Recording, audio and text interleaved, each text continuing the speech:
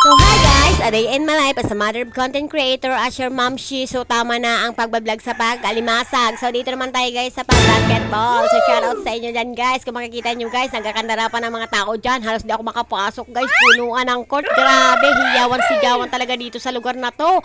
Dahil finals alam niyo ba?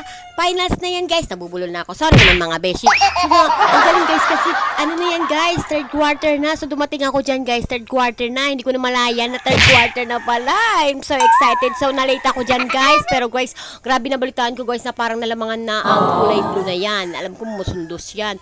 And then yung musununo, alam ko yan yung black. So ano lang kasi guys, syempre yung isang team namin dito sa musununo na doon sa kabila. Pero okay lang, go. Lahat naman sila magagaling. Lahat sila gusto ko. Lahat sila favorite ko. Ang gagaling ng team mo lang, hindi magaling. Lahat sila magaling. At lahat sila gumagalaw. Grabe, ang lulupit astig guys. Kaya abangan nyo guys. Kasi alam ko parang nalamangan na yung kulay blue ng kulay black. So parang lamang ng 20. Pero guys, grabe, humabol ang kulay blue. Grabe, biruin mo guys, 20 yung lamang. Pero sila pang nanalo. Kaya guys, abangan at panoorin nyo guys ang kanilang paglalaro. Dahil kahit kayo, grabe, ma-excite at saka matutuwa kayo. Please follow and share my vlog.